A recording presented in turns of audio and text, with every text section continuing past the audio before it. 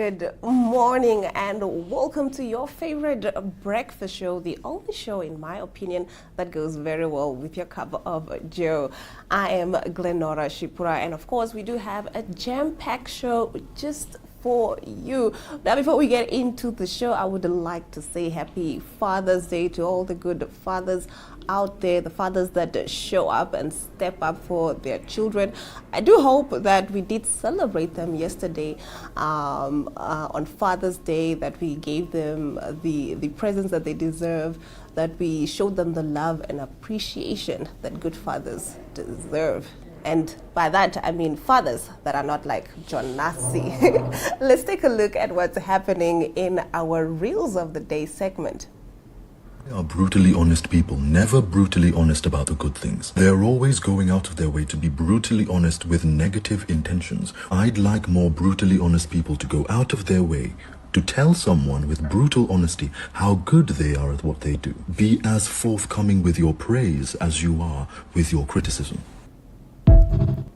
No, really, because these brutally honest people are only honest when it comes to criticism and bad things. Please show the same energy when something good is happening in someone's life.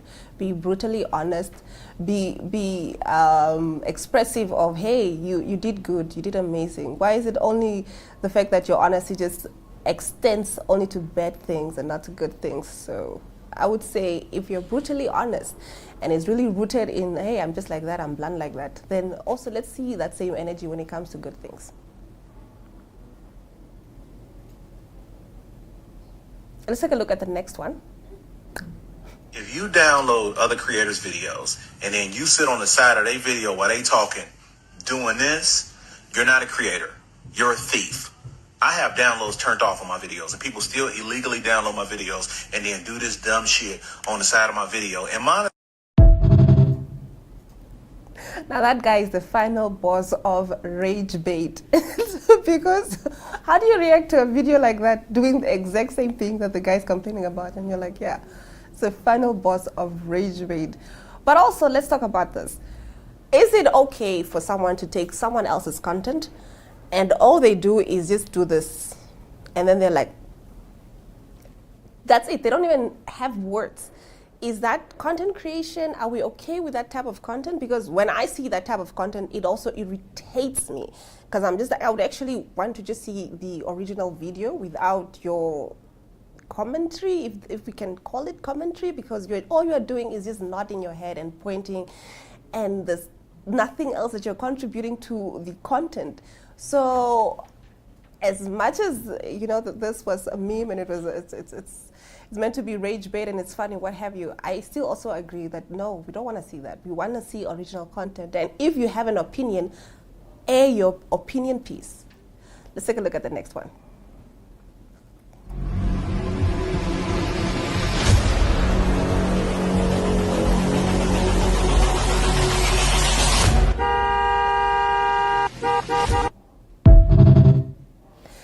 Drivers that do this, please, please, please, go to therapy, go seek some counseling, because why do you guys do this? It's just a second, right? So you expect us to just be speeding all the way through robots, what have you. So please, drivers that do this, we don't like you. We think you guys need therapy. We think you guys are childish on the roads. It's not that deep. It's really not that deep. Do you get what I'm saying? Nobody is gonna die because I didn't drive immediately when the light turned green. So please evaluate yourself. Maybe go to therapy. Maybe check out if you have some anger issues or something. But the rest of us that don't do that, think that you guys are childish. Maybe you also don't need to be on the roads if you are not patient.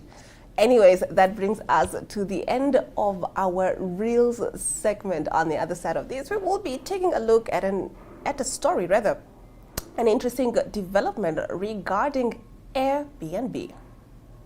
Namibia is a land of movement, with waves that never stop reaching forward. Here, adventure is not something we search for. It is something we are born into. In every corner of this country, creativity rises, from artists from athletes, from dreamers.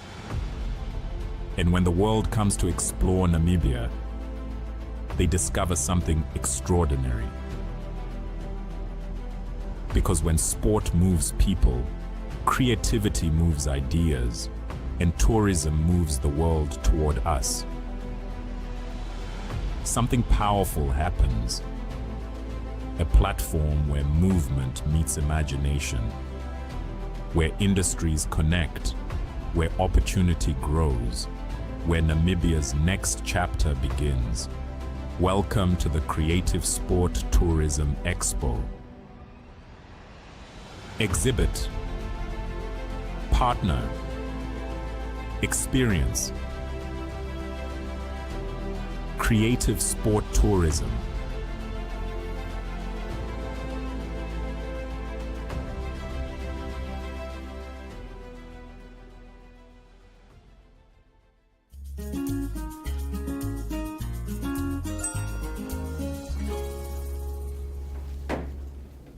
Now, I've seen a number of complaints surrounding Airbnb.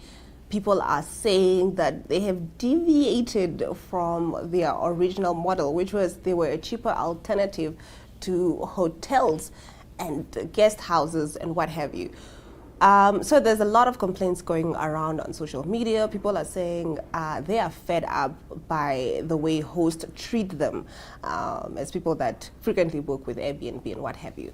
So this next story is, I guess, an addition to what's happening with Airbnb. There is a lot of talks about how they're struggling to get bookings now and what have you. So we're taking I don't know if we're looking at a business that is eventually going to disappear or maybe change its business model back to being cheaper and more accommodating of people. But let's take a look at this next video. A local woman is suing Airbnb and others over a listing. She claims she was not given the opportunity to rent because she's black. The property's listed as being in a peaceful white neighborhood. Channel 2's Aaron Rogers live now on Manhasset Drive in Dunwoody. Aaron, that woman's now suing. Yeah, George and Linda, she is suing Airbnb, the host and the property owner here. She says what happened to her hurt her, and she doesn't want it to happen to anyone else. I just can't believe it happened. Sharonda Stewart told me back in 2024 she had just moved and was looking for a place to stay in Atlanta. That's when she saw this listing. And it just screamed immaculate, and I wanted to stay there.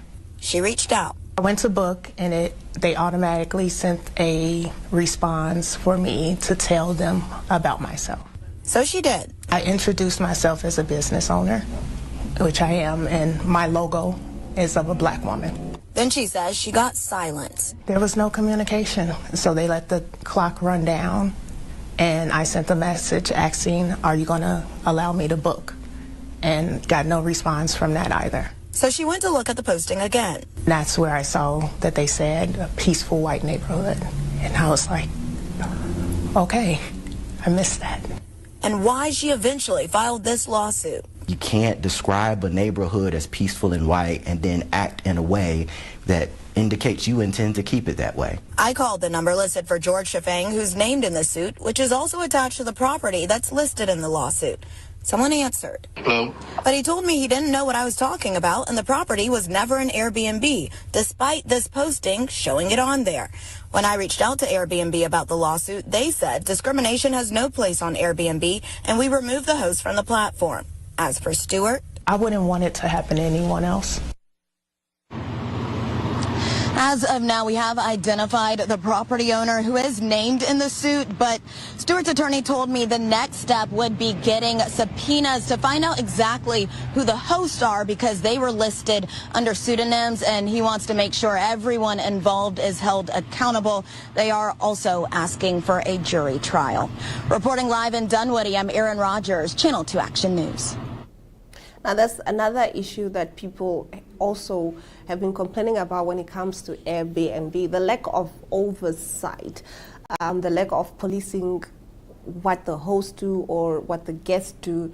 I feel like it was a great business model at the beginning, but there was little to no oversight, and that's why we are here where we are.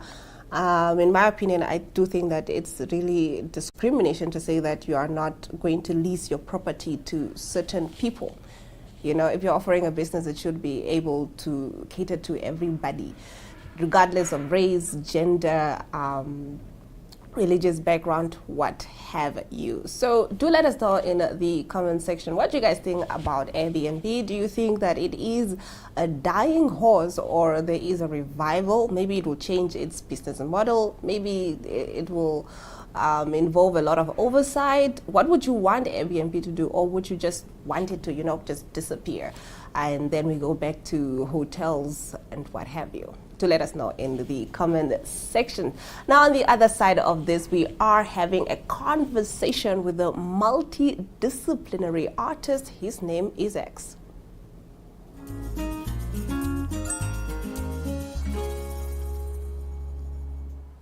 I'm joined in studio by a visionary artist, someone who has worn many hats and always wants to show up as authentic as possible to every project.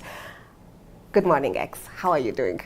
Good, thank you. How are you doing, Glenora? I'm quite excited to have you in studio. I'm quite excited to have this conversation early on in the year, because you're one of the artists that I always look out for in terms of just the work that you're doing. And everything that you do is, you know, always inspiring, and you're always pushing yourself to the next limit. Thank you. Thank you very much. Thank you for having me. So how has the year 2026 been? I know it's quite early, but how has it been so far as an artist? As an artist so far, in an individual capacity, I think 2026 looks very promising. Again, I always like to say this. I feel like there's a new temperature in the art industry, in the creative industry, and myself as an artist, there's a lot that you can plan for.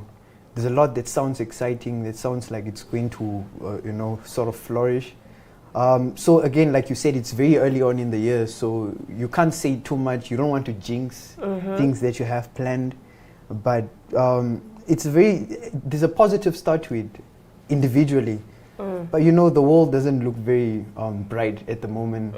So there's obviously that thing of like trying to balance reality with your optimism, you know? So speaking of that, and also how artists need to be a voice or the mirror to where society is, or the reflection of the times. I've seen most of your work, and it really does that. Your last play, you were, you know, tackling quite a few heavy themes, but it was also inspired because this is, you know, what I see in the community, and I'm just reflecting the times. How important is that for you as an artist to always, you know, hold up the mirror to society? I think that's the role of every artist, actually.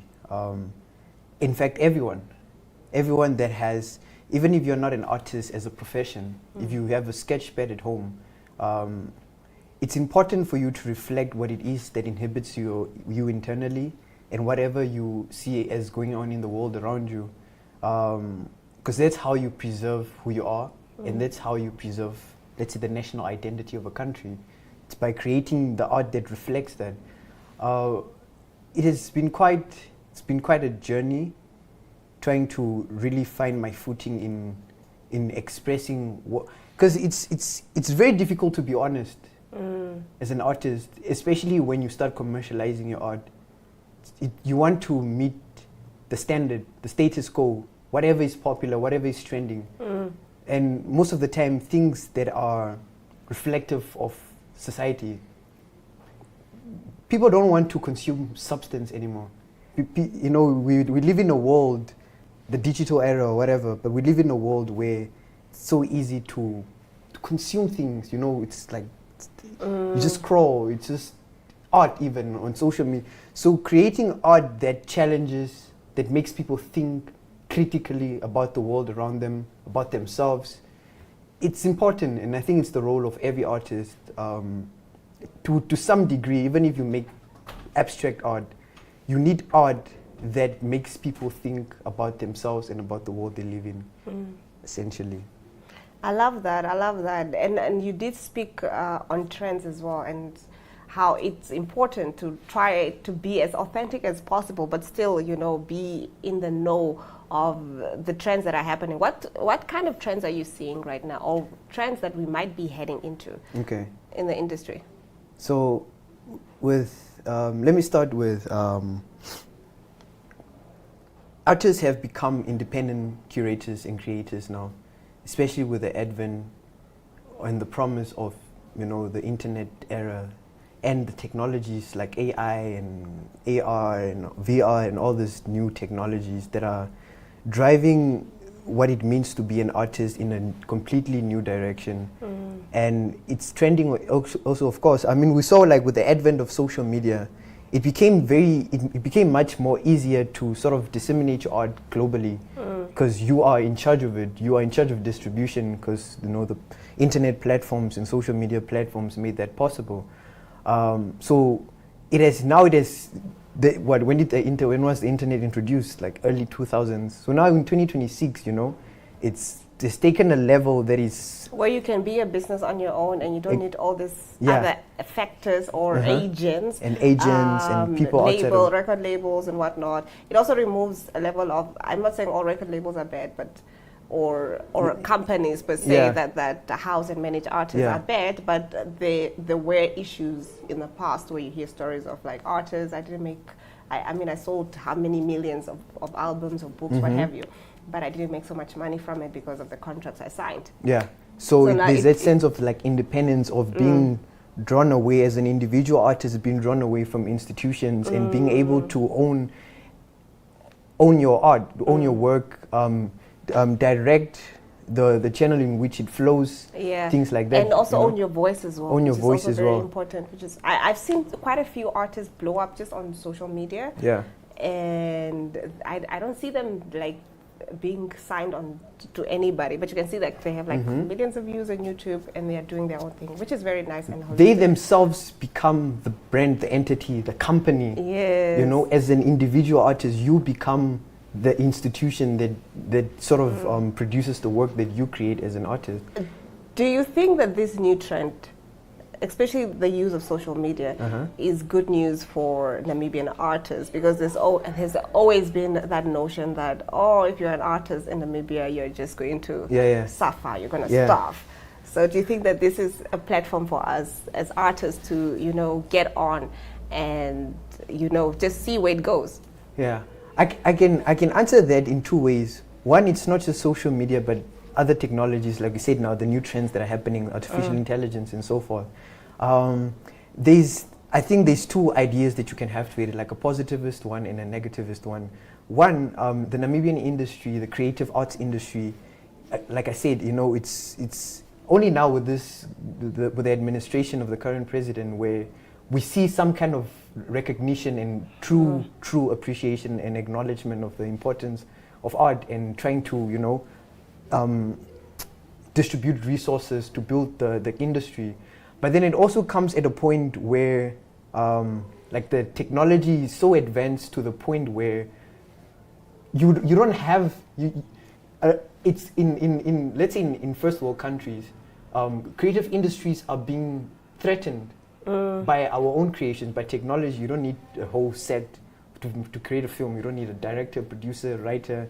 You just need AI. You just need AI and a producer. Because script writing, which is a bit sad. Yes. So if that same reality sort of presented onto Namibia in this, it's not in the early stages. I mean, the art industry has been around. We have had artists for decades since our independence. But in my experience, having conversations with people that are sort of the veterans of the art industry in Namibia, the older filmmakers, the older cultural practitioners, I always sense a bit of like a sense of not regret, like spitefulness. Like, why only now? Like, we are old, we're about to retire, and now it's just starting to pick up. It's only starting to pick up now, and you see it. It's very palpable when you enter rooms where people are having conversation on trying to formulate policies around the art creative industries. The older people always seem to be a little bit more, frustrated with the fact because they're about to retire. And then there's an idea that my generation, Gen Z, doesn't really understand the importance of art to a society, because again, everything is so cheap and so easy to make, and you can create a Mona Lisa with a prompt. you know, like the process of of writing, even academically, Mm-hmm. you can see that the time it used to take to study for something and what have you, you know, I have to read a whole textbook. Now I can just put a prompt, please summarize. I'm doing a test and this is what we're going to focus. Summarize the most important things that I need to know about this, and that's it. And then I go and write the test and I pass. But I have not sat down and you know, consumed a work of somebody, a body of work. Do you get it? It's just snippets of it. And yeah, I hear what you're saying. So the world is moving to that. Speaking of AI and the creative industry, we're seeing more and more writers, musicians, what have you, are using AIs. And there is a positive to it. I've listened to some music or musicians who've used AI. Oh, okay. I thought you said I thought you were going to say AI artists. Yeah, not AI artists. They would let's say I don't have a producer, so AI does my producing for me. And I can see how it helps, especially when you're starting out and you don't have the money to pay for a producer, what have you. So there's this guy that I'm following on social media. He used AI to create his beats, but the vocals is his, which I have to say I respect him for that. And I love that that's the direction he's going for, because it's quite expensive, especially if you're starting out. But at the same time, it takes away from the human touch. Yeah, that's the point. That's the point of it all. AI can do incredible things. It can make work so much more effective, so much more efficient, so much more convenient and easier to do in any industry. You know, especially in the arts. But then it takes away from that human touch. Yeah. And so, let's say I'm a bit of a negativist. Maybe I've watched too much Black Mirror, futuristic sci-fi films about AI taking over the world or whatever. The first thing as an artist that I would fear is that instead of thinking about robotics, we won't be able to do anything. You have an AI that's cleaning your room, your house. You have AI that drives, or you take a robot or whatever, electric car, whatever, that drives your kids to school. You know, you don't have to go anywhere and do anything, because you have created these technologies that can do everything for us, and then humans basically just become people that eat and sleep, consume the perfect utopia of AI and technology. But what would that mean for art? That means nothing that we consume is created by the hands of a human. You watch a movie, a film, it's generated. You see a painting, it's generated. You listen to music, it's generated. It's written, it's produced, everything, all the elements that goes into making music. So I do respect people that are trying to move with the time, artists that are trying to move with the times, like the person you mentioned that would make a beat with AI but still put their own vocals. But at one point, someone else is going to realize, no, it's easier to just also let AI generate my voice. Let me record my voice. And then at one point, we don't have any original art or human art with human touch to it. And I like to quote, it's a German philosopher, I don't know if you know him, but Friedrich Nietzsche. I know you like philosophy. I know him. Of course I'll know him. Yeah. And he had this idea that in order for humans, the point of being alive on this earth as a human being is to sort of struggle. And if you're going to project that into your art, AI doesn't have struggle. It just analyzes. There's no human soul to it. Exactly.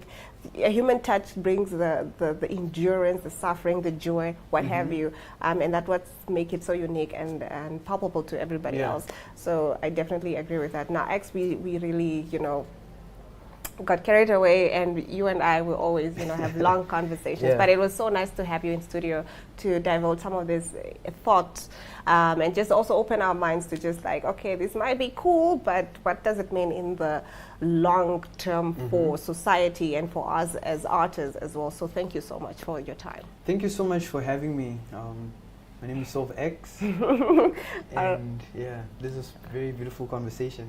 Thank you so much. All right, with that, we've come to the end of the broadcast. Don't forget to tune in tomorrow, same time, same place.